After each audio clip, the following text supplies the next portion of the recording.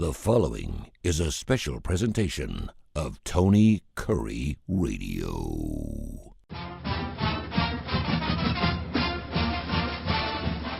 Welcome back to the UAB Director's Chair. My name is Tony Curry, along with Mark Ingram, who's the UAB Athletic Director, joins me on the left-hand side of the screen on your YouTube channel. Of course, wherever you get your favorite podcasts, we're available on every major industry out there. There's not a podcast platform that we're not on TKR. And, of course, you can hear the show at least 5 days a week right here on the TKR app. Also, a brand new show coming up here starting the first week of August.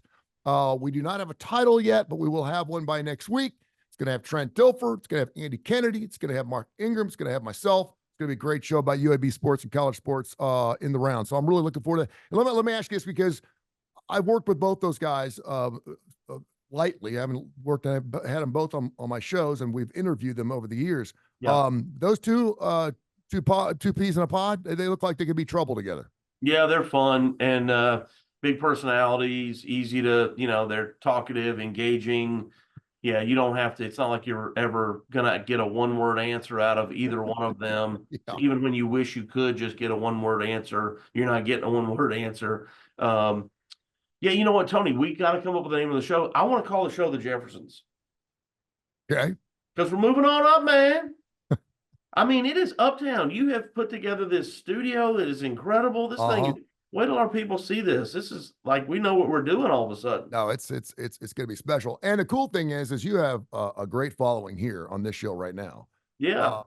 So we'll have to shift. We started this a couple of years ago. I did this. Show. Listen, I got a radio station here, the TKR app, and we're all over Fox 6 and ABC 3340. And I'm doing and I'm always looking for great content. And you've been a friend of mine for a long time. And I was like, let's do a show, about college football, about college sports in general. Yeah. And I just love the fact that I get an athletic director on. I love having the coaches on. I think it's going to be great to get in the X's and O's, but I really like it. I always talk about pulling back the curtain a little bit and really learning a lot.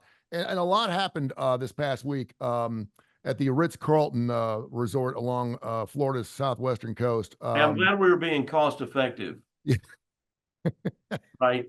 It did mention it. Yeah, it did. It's a good thing because the NCAA is hurting for money right now. So it's really good to see you guys setting up at a Motel 6. Gone to a Marriott, a Hampton Inn, gonna kill somebody? Come on. Yeah. In the room, it was limited to 5 men. NCAA President Charlie Baker, commissioners from the SEC, ACC, Big 12, and Big 10.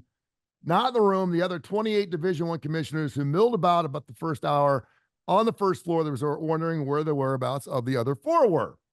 One said, I didn't even know there was a meeting going on. Another said, of course, whispered, they're cutting us out of it. Yeah. Minutes later, the 5 men came hustling down the main stairwell to begin what was the final chapter in 4 days of administrative meetings here. Baker appeared before all 32 commissioners for a robust discussion about the future of the NCAA's top division, as evident from their separate meeting. NCAA Division I has never been more fractured, fragile, and frustrated. The split between the haves and have-nots in college athletes is becoming more real than ever. In fact, it has already begun. All right, so you're in the AAC, formerly of the Conference USA. You have your own commissioner you deal with. What's your thoughts on what's going on here, and how does it feel to be an athletic director of just an absolute monster school in UAB, who's got everything that any athlete or any student athlete would want to play or get into? You obviously come from UAB, and the medical status of UAB is unbelievable. I think I heard you say the other day that UAB's ranked like what, 8th or 9th or something in medical. It's the 8th largest hospital in the country. Yeah. So you got a lot of firepower here, and I know that's not sports related, but it still is. How does that make you feel? Well, we've talked about this a lot. I mean, this all began with autonomy legislation, call it, 10, 12 years ago. That was a invisible line drawn in the sand that the fan refers to the 5 conferences as the Power 5, and the other 5 conferences that we're in called the Group of 5. Mm-hmm. That invisible line started to change the finances. National advertisers, marketing executives, if you were going to align, if Tony, you were in charge of, sports marketing for Nabisco, are you going to align with this group of 5 conferences over here? Are you going to align with the Power 5? Man, you're going to align with the Power 5. So the TV money went up because the advertising money went up, and it was really off of. I'm not saying that they didn't have different value or bigger budgets already anyway, because they did, but that really started to change things, because it was as if the NCAA was endorsing this notion that if you're in one of these 5 leagues, you're better. Mm-hmm. And there's a lot of schools, particularly at the time of that weren't better. And not only were they not better, like financially, they were nearly the same as a lot of the schools in the group of 5. That has changed because of their new TV deals, again, as a result of that designation. That's my view on it.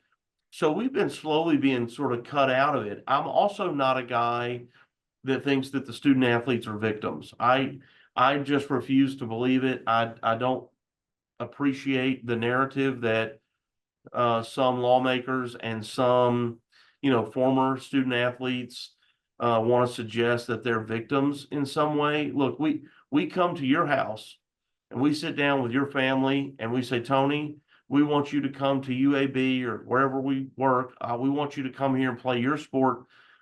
And we sit with whoever it is, your mom, your dad, if you're a 2-parent household, a grandparent, brothers, sisters.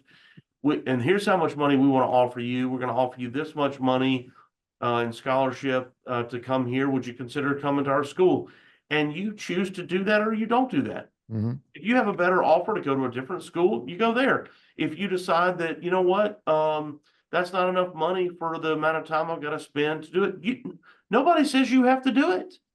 Yep. No one's saying you got to go to college to play golf, tennis, baseball, soccer, softball, football. Nobody says you have to do this. Remember, we just finished, we're kind of wrapping up camps nationwide. The month of June is heavy camp time. You go to our camp and there's 200 or 300 kids out there on the football field running around doing drills, and they are all there. These are 1-day, basically prospect camps. We're not the only school that's doing this. Every school in the country is doing this. Mm-hmm. These kids are there praying that a coach will take notice of them, of the 300 kids out there, that a coach will go, I really like the way that guy moves. That Curry kid, man, he's big. Look, he's a long-armed guy. I bet we could put 20 pounds on him. And man, he moves well. And they're all praying for this to happen. They've taken time. Mom and dad have taken a day off of work to travel here, to pay the money, the fee to be in the camp. They're spending all kinds of money for private one-on-one training back at their home, and they're traveling to all these camps all over the country, praying for this opportunity. Then we go to their house and we give them that opportunity, and then all of a sudden they're a victim. Yeah. All of a sudden we've allowed this narrative that they're a victim. And so all that, to answer your question, comes back to this weird place that we found ourselves in. And so now they're separating you even further to try to say, well, we're more elite. Man, that's been engineered. Why would you be absent from this meeting? I mean, they can say, I know, but why aren't you? Why? I mean, they're making the decisions. We realize that there's total autonomy here, and you can stand up and scream all you want. You're not going to change what they're going to do. Right. I'm talking about the top 5. That's right. So you have no say in this. And they could say that. Listen, you're welcome to come in. Be quiet. You have nothing to say about this. Right. But at least you'd feel like you're included. You're going to be playing these teams. You're part of college football. There should be an inclusionary thing. So at least you guys feel like because you're much larger than those 5. Yeah, we are in terms of numbers. And I heard Jim Phillips, the commissioner of the ACC, say something almost like that. He's like, look, the group of 5, we need them. We play them in game. We play them non-conference all the time. We're basically the breeding ground for who they hire in all areas, whether it's their next basketball coach or their next director of marketing. Like, they are treating us like the minor leagues, and I don't love that. But his point is, why are we trying to cut them out of everything when we need them? We need them for a lot of things. They need your money as much as you need theirs. Yeah, they need us for games. They need us for talent, all those things. And it's a different world than when I was a student athlete, the ADs were clearly making decisions that were best for their conferences and for the sports at large, not just, well, what's better for my school? And now it's just what's better for my school. in conference discussions, if it's not good for my school, then I'm voting against it. Is there anything And- in particular rules wise that the Big Four or the Big Five, depending on how you look at it, are there any things that they could take advantage of that you guys, outside obviously the amount of money that they can offer, but is there anything they can do that you guys can't? That they could vote on and say, listen, we're doing this, even though the smaller guys can't? I don't know what that Yeah, would well, be. since the beginning of autonomy legislation, most people don't know this. That group of what was the Power Five schools, the power conferences, they would have meetings and not include the rest of the. We used to have these Division I meetings, and then all of a sudden half of us got cut out of the meetings, and so they would come out and say, "There's new legislation that the autonomy schools, that's what it's called. The popular name is Power Five, but the Autonomy Five, Mhm. they wanted the autonomy to make their own rules. The autonomy conferences have made these rules. Does Conference USA, do the American Sunbelt, do you wish to opt into this rule? You don't have to, but the autonomy conferences have made a decision. We're going to allow blank, unlimited meals and snacks. Okay. Okay. You don't have to do it. Autonomy legislation, when you have an official visit, it used to be that you could have an official visit and, you could bring two people with you, mom and dad. Now you can bring the whole entourage, auntie, uncle, cousin, brother, sister, girlfriend, boyfriend, whatever, they can all come with. So now, the autonomy league said this is okay, we're going to do that.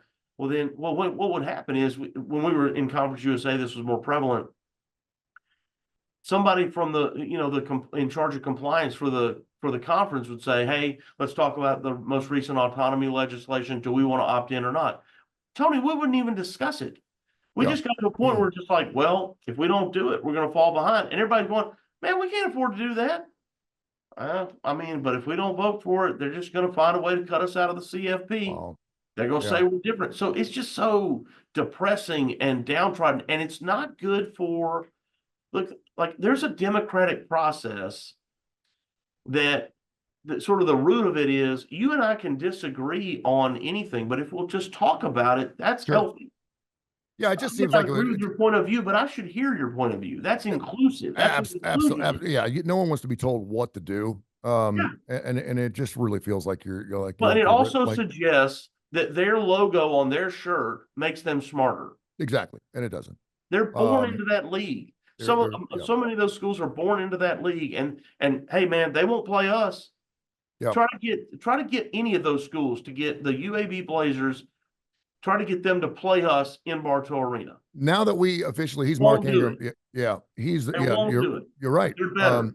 He's the UAB athletic director. This is called the UAB Director's Chair. We do it every single week. You can find it on your favorite podcast. Big show, a new show starting up in August with Andy Kennedy and Trent Dilfer. Both coaches will be joining the show on a weekly basis. Have you looked at what you're going to have to offer these student athletes as they come in? I mean, was it A&M or Washington State? Who was it that was offering every player like $20,000 the first year they came in? I forget what it was. Like every scholarship player got a $20,000 check. That's through their collective. If they can raise that money through their collective, good for them. So SMU was doing that. They're paying like $3,000 or $4,000 per athlete. Okay, so have you decided? And I know that obviously money's $3,000 or $4,000 per month. Per month. Okay. Yeah. Obviously, you're looking in the bank and okay, where we're going to get this money, and you got to raise money, and UAB will do that. You're big enough to do that. You're smart enough to do that. You'll make that happen. I don't know how much we're going to raise. You're not going to raise what Alabama, Michigan's going to raise, but you'll raise money to bring players in. Have you decided as an athletic director what that's going to look like? Have you written down a blueprint plan of okay, first we're going to offer them every scholarship player is going to get X amount of dollars. Yeah. And then have you looked at that? And what is that? I mean, I know that's talking about separate things. So collectives, which we can do now, and when I mentioned SMU, they're paying kids through their collective. That has nothing to do with the recent House settlement. Yeah. The House settlement is two parts. One is back pay for the last 8 years to student athletes in football, men's and women's basketball at the Power Four leagues only. Mm-hmm. And so, and it's just ridiculous that it's only including those sports and only those schools. I mean, because it's based on they couldn't use their name, image, and likeness to profit. Well, neither could our kids. I mean, Garrett Whitlock, who's a starting pitcher for the Boston Red Sox, played at UAB. He couldn't either. Why didn't he get paid? But anyway, so over the next 10 years, it'll take us, we will have to participate. over the next 10 years in paying a back pay settlement. Even though you're not getting any of that money. Not only are we not getting it, our former student athletes are not getting it. It's only former student athletes of the last 8 years, men's and women's basketball and football from the Power Four conferences. That's it. So we, UAB, will have to pay into that settlement, and it's a 6-figure number. It's a big number. Part two, as I understand it, and there's still a ton of detail to be worked out here, but as I understand it, if you're a school in the Power Four, you're going to be required to do this, which is pay 22% of your revenues from ticket sales, multimedia rights, which is with us, Learfield IMG, Blazer Sports Properties, and number 3, your television contract, which comes through the league. Wow. Pay them 22% of that number. And if 22% were to exceed $20 million, then you cap it at $20 million. Now, who gets that money? Is it just those 3 sports, or does every athlete get a number? That's detail. And that's going to the NCAA to dole out for the student athletes. That's part of the House settlement. Wow. And that's just moving forward. They'll get 22% of our revenues in those 3 categories. Every year. And so, as I understand it, and I may be wrong, but the Power Four has to do it, and the rest of us can opt in or not. So the American has yet to vote as to whether or not we're going to do this or not. Well, if you don't do it, what happens? Well, the question becomes, if you don't do it, one, you're demonstrating a difference, which the Power Four are trying to point out very clearly anyway, that we're different. We're different, and see, we're different, and so we should be cut further out of the college football playoff. We're not one of them. So that's risk number 1. Risk number 2 is that, believe it or not, we do beat schools in those leagues for student athletes today. But if we don't do it, does it make it harder to compete for recruits if we don't do it? And then so you're saying by not including yourself in this, you're saying they perhaps would not play you? Is that what you're saying? That you, the prospect, would not choose us. You're considering, UAB or Mississippi State. And Mississippi State is in the SEC, and they're required to pay this money to their athletes.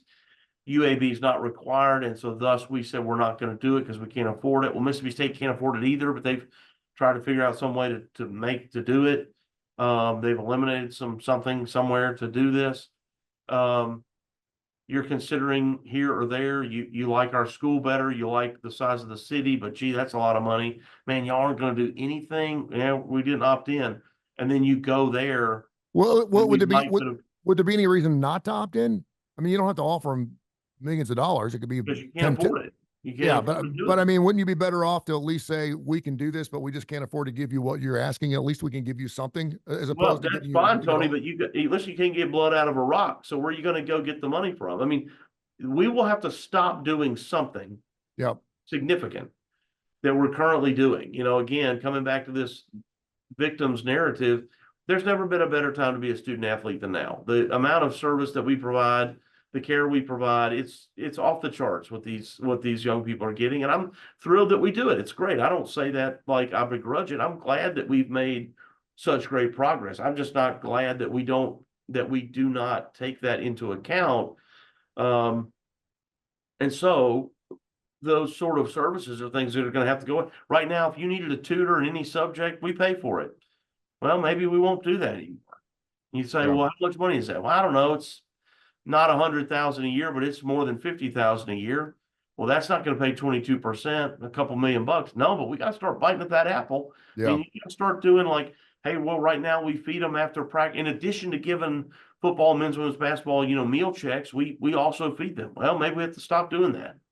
And I've heard the AD at Texas saying stuff like that. So, look, this is not just UAB. Yeah. Texas A&M, just their AD, Trev Alberts, just said, hey, we're going to have to, or Ohio State, we're going to have to talk about Ross Bjork at Ohio State. We're going to have to start talking about tiering our sports. Title IX says you can't do that. Well, but we're going to have to figure out some way to, nobody feels sorry. Look, I've been beaten up on those. Probably sounds like I've been beaten up on these. No, I mean, I get Power Four. Yeah. But I spoke at something in Knoxville a couple of weeks ago, this leadership forum thing. And I said, look, nobody wants to feel sorry for schools in the SEC because, they've got $200 million budget or whatever they got, but they plan out to spend that. Mhm. So they based on a decision per their television contract some time ago that they were going to fix this. Their 100-year-old football stadium is falling apart, and they're going to go spend $150 million on trying to fix that. And they'll also widen the concourse and add bathrooms for fans and, improve fan amenities or a new club or whatever to make it better for the fan.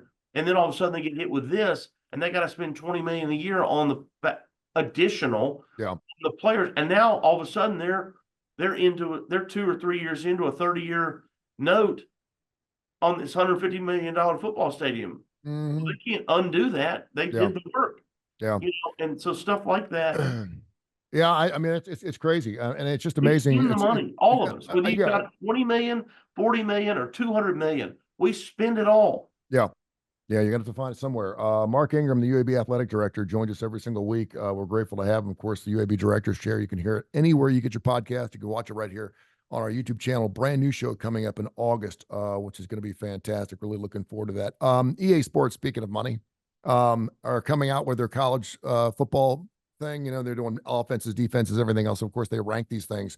So they decided to go ahead and rank, because you play at home or away, the top 25 toughest places to play according to Xbox and EA Sports. I don't know where they got these numbers, but this is played into the lines and who's favored on what and how much more difficult it is. We know that normally home field advantage is somewhere between 3 and 7 points, depending on where you're playing. And so I've got the top 25 stadiums here. And I was wondering, you can name some, but you've been a player, you've been a coach, you've been an athletic director.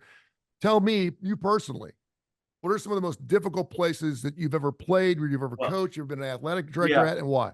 I know I'm a homer here, but honestly, the loudest place that I was ever at, that I've ever been at, is Knoxville, Tennessee. I've never been in a stadium as loud as Neyland Stadium. They've shrunk that capacity a little bit. When I was there, it was 108,000. Now it's like just under 100, I think. Number 13, by the way, Neyland Stadium. Yeah, well, I disagree with that. Yeah. The Swamp is loud. As a player, Arkansas is crazy loud. Texas A&M is loud. I've never played at Ohio State. I'm sure that's great. The Rose Bowl is not intimidating. Even though it's big, it's not intimidating. People probably say the Big House at Michigan is, because they're full. That's why the Rose Bowl is not intimidating, is it's real flat. Mm-hmm. Michigan is very similar design, but Michigan fills up. UCLA doesn't fill up the Rose Bowl. So I'm sure that's one of them. LSU, really loud, particularly at night. Mm-hmm. Night game at LSU, which they try to play almost exclusively, is really hard. Georgia, their fans are totally into it, really intimidating.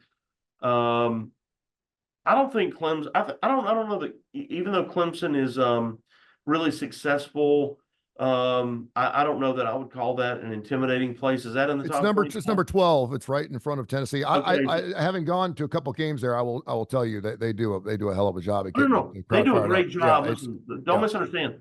Pageantry there is awesome. Yeah. Fans are awesome. It's like almost. But is it a tough place to play? Yeah. I'm just saying it's not as big as some of the. Like, let me ask you this: 20,000 smaller than Tennessee. How could it be more intimidating? You've been everywhere and done that. Yeah. From just a pure advantage situation, whether it be the seating, whether it be the locker rooms, whether it be the way the sun sets on the away team's eyes, whatever. Yep. Are there any particular stadiums you could think of that really, like, people used to talk about, in high school, people used to hide manure and stuff underneath the guests, underneath their bleachers, so it'd be so uncomfortable to sit and watch a high school game. I know those things don't happen in college. So Oklahoma has a really narrow sideline, so it's really tight. The row one to the sideline is there's not a lot of runoff space, so you're right up against the fans. And even if the fans are ultra polite, Sooner fans are great people, wonderful people in Oklahoma. But I mean, when they're just close to you, that makes it hard. Florida is that way. Their fans is a narrow runoff. Nebraska is really intimidating, and I think that I've never been to Wisconsin. I hear great things about their scene, and I would think that if you start getting into places like Wisconsin and Michigan, particularly that are big, they're good, fans are great, and show up, Yep. Then also consider the weather. That's got to be a factor, like particularly late in the year. That's got to be an advantage. Like if we were to have to go play at Wisconsin in November, my gosh, our guys would think they went to Alaska, you know? All right, so let me give you the top 25. You've nailed a lot of them. 25 Davis Wade Stadium, Mississippi State. Albertson Cowbells, right? Stadium, yep. Boise State 24. No Donald way. W. Reynolds Razorback Stadium 23. It's better. Spartan Stadium, Michigan State 22. Notre Dame 21, which I thought, wow, 21 they've fallen off a little bit. It's okay. Kinnick Stadium, University of Iowa, number 20. I've never been. Darrell K. Royal, Texas Memorial Stadium, Texas, number 19. Rice-Eccles Stadium, Utah, number 18. I haven't been there. You know, they do a really cool thing. Have you ever, I don't want to get too deep in this. You ever seen that thing they do for the number 22? You know, they have these two football players that were best friends from Texas, and they both died within a year of each other. They both wore number 22. Well, the second guy wore it to honor his friend, and then he died. And they do this thing between the third and fourth quarter. They do instead of a moment of silence, they do a moment of loudness. Wow, have you seen this? No, that's cool. Yes. And it was this whole thing like, we're going to cheer for those guys and they're going to hear us up in heaven. Like we're going to be so loud. I mean, it is awesome. This moment of loudness, they do it between, it's like incredible. That's cool. Incredible. 17 Lane Stadium, Virginia Tech. I've seen some, they do a pregame thing that's super cool. Yeah, very good. Intro's great. The Big House, number 16. Yeah, I believe that. Again, Tony, the design of the stadium, there's no upper deck. It's a flat kind of bowl like this. Mm-hmm. So like you're pretty far away. South Carolina 15. Auburn, number 14. Yep. It's good. And I think they've fallen off quite a bit because I think they want to say they were top 10. Auburn's big. Auburn's pretty big. That all comes with success, you know. Neyland Stadium, number 13. Clemson, number 12. You meant that. Autzen Stadium, University of Oregon, number 11. They've come a long way. It's a long way. And it's not that big. I mean, I'm sure it's a cool scene and all, but, it's only like 55,000. Here's your number 10. Number 10, The Swamp. Number 9, Doak, Florida State. Number 8, Gaylord Family Oklahoma Memorial Stadium, University of Oklahoma. You mentioned number 8. Number 7, Camp Randall, Wisconsin. Yeah, I've surprised some people.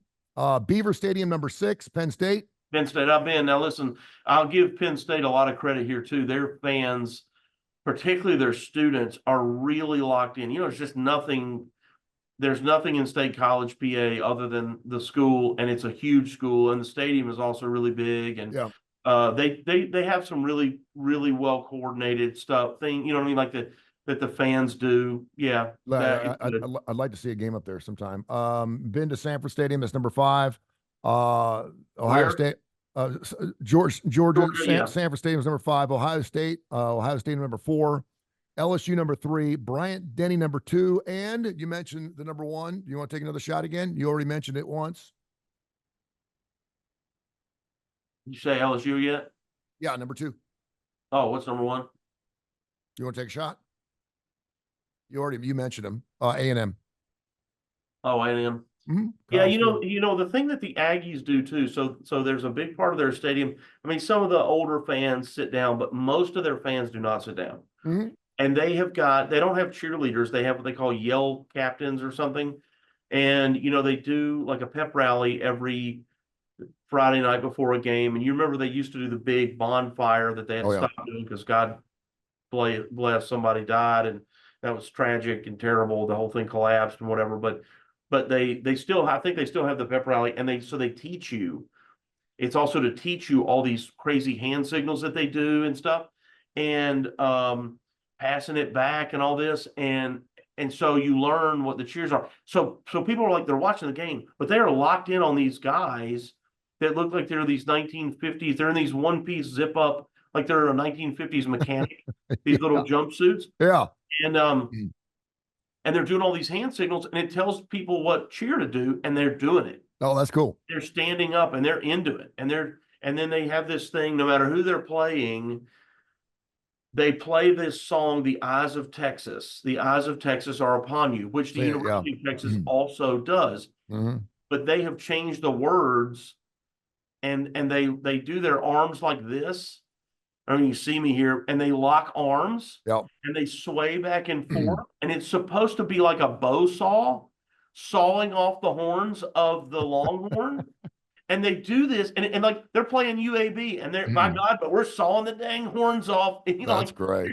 Yeah, so they do some stuff that's really old traditional stuff that's really, and it's a big stadium too. Yeah, it's cool. It's All cool. right. Kudos to you, Mark Ingram, the athletic director for the UAB Blazers. Go Blazers. UABsports.com, by the way, is their website for ticket information. Anything else you want to find out what's going on with athletics. You came up with the idea today. We always throw a little classic rock in here. And I know coming football season, we're too busy to do these things, but it's never too busy to talk about classic rock. Never too busy. You mentioned something before we started the show today. My 12-year-old daughter, who just turned 12 in April, asked me if she could start driving. And I said, Sure. I said, 12 years old. That's one of those things where I don't care how young you are. You could be 8. If you can reach the pedals, I don't think you can start early enough if you're in a parking lot. If you're in a parking lot with no poles, I don't think you can start early enough. 3-year-olds, I don't care. Get them behind the wheel of a car. It's only going to help you practice. So she did really well. She's 12 years old. Thank God she's like 3 or 4 more years away from getting into the vehicle because Papa can't afford one. My son's got the nicest car in the family. But you just had a recent purchase, and that is getting us into our classic rock theme of the week. What you got, brother? We got 4 kids, man, and number 4 just got a car yesterday. By the way, my son got his first ticket for tailgating from Hoover's Finest 2 nights ago. Congratulations. He's 20 years old, though, so I was like, that's pretty good. Your first ticket after 4 years of driving. Yeah. I didn't come down too hard on him. Well, yeah, it's it's crazy expensive, and then it's also these milestone moments as a parent, right? Like when they become 16, it's kind of like graduating from high school and going off to college, graduating from college, getting married. It's just another sign of getting older. And did you make her pay for her own car? Did she have to put some money up, or how'd that go? Did Papa take care of it? My children and I have had a deal, and this is kind of the deal that my parents had with me. I was a very active kid in sports and things, and so I had a few little jobs here and there, but I didn't have like hey man, I'm working 4 hours a day every day or 5 or 6 days a week. I didn't have time for that, and that's been kind of my deal with my kids. This particular one, she's a gymnast. She spends 20 to 24 hours a week in the gym on top of school. There's no time for a job. She'll pick up an occasional babysitting gig, but she's just really limited on her availability. So we say, look, you get good grades and you keep doing your activities and we'll figure out the rest. And there you go. Good. So that's the deal. And then, we work hard to try to get them to understand the value of the car and keeping it clean and that kind of thing. Should have seen my kid's face when I told him he had to pay for that ticket himself. He's like, what? And I was like, what? dude, I'm dropping like over $500 a month in insurance and car premium, all the stuff for you. And I said, and you just got a $300 ticket for tailgating. And that's something he always does. Every time he walks out of the house, I'm like, don't tailgate. And it's the one time I forgot to tell him. And sure enough, he's running late for work and it happened. All right. So you want to get into some classic rock cartoons. So our favorite cartoons. Cars. Dude, I love this because, man, I started going back and doing some research and I was like, a couple of them just popped right in my head, like Slow Ride, boom. But man, some of these are killer. I mean, there's some great ones. All right, so no top 4, top 5, whatever. These are all honorable mentions. Just give us some great car songs. Yeah, I just thought about it this morning when I said that to you. So I haven't done a lot of research. Lowrider, ZZ Top. That's a great song. From War. Yep, got that one. Yeah. This is not a car song, but I was thinking about the band Montrose, Sammy Hagar's first band. They had that song Bad Motor Scooter. Yeah, that's good. It's a great song. I thought of that one. No, that's good. Bad Motor Scooter works. I Love My Car by Queen. That's like a B-side. That's pretty good. It wasn't overly popular, pretty good song. But my favorite car song is Slick Black Cadillac by Quiet Riot. Slick Black. What you got? Man, I haven't heard that song in so long. All right, before I tell you, what was your first car you drove, and then what was the first car you bought? Like, this is my car. My first car, I inherited my mother's car, and she had what at the time was awesome. Now I realize is the slowest version in the history. I had a Mustang My Okay. mom had a convertible Mustang, a 1984 or 5 Mustang, All right. and I got that car. And boy, it was just so cool. I mean, I had a convertible. Now, if you go back and look at that body style, it's the worst Mustang in the history of Yeah, but Mustangs. still It convertible. was That's crazy pretty cool. slow as hell. It was like I was driving a Buick and the top came off. Yeah. But at the time, it was cool. Yeah. It was very cool. And then the first car that I bought, I think I bought my wife. We bought a minivan. That's what it was. We bought a minivan when we had kids. We both had cars that we had sort of like our childhood cars that we drove through college, and then she got a car she was in pharmaceuticals, and it came with a car, and so we sold that car because she got a car to drive around to Mhm. appointments. That's kind of, I don't know if that industry still works that way, but it did at the Yeah, it time. does. It does. Yeah. And so anyway, and then when she stopped working, we bought a minivan. Yeah. Nice. I drove an AMC Hornet. That had the wood paneling down the sides.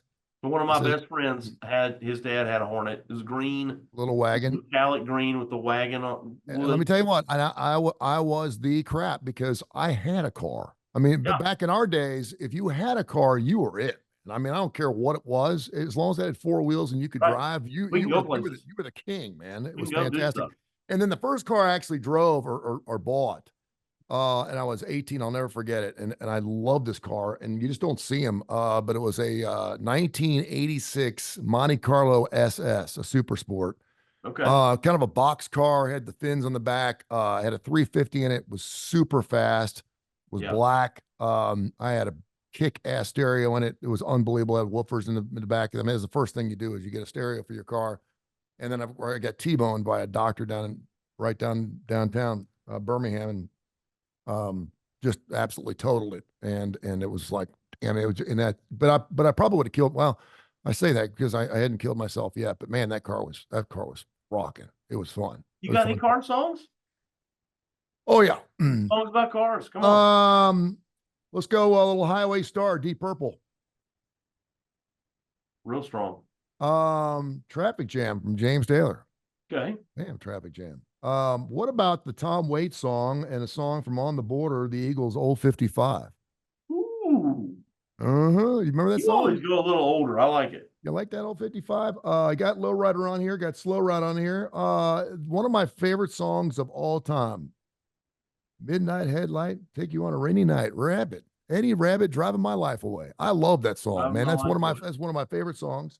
I Can't Drive 55 by Sammy Hagar. I Can't Drive 55 is definitely one of those things. I got the Who Going Mobile in here, which I think is a great song. And a song that and I love this song. I wouldn't admit it anywhere else. Robbie Dupree, Hot Rod Hearts. You remember that song? Hot Rod Hearts. Yeah, Rockin' Another Boulevard. Yeah, there you go. So that's some more car songs. All right, good stuff, man. I'll come up with something for next week. Okay. We got a few more weeks here before we start our big show coming up in August with UAB. So we're looking forward to that. In the meantime, UABsports.com. UABsports.com is the website. Mark, thank you so much, my friend. We'll talk to you next week. All right. Thanks, pal.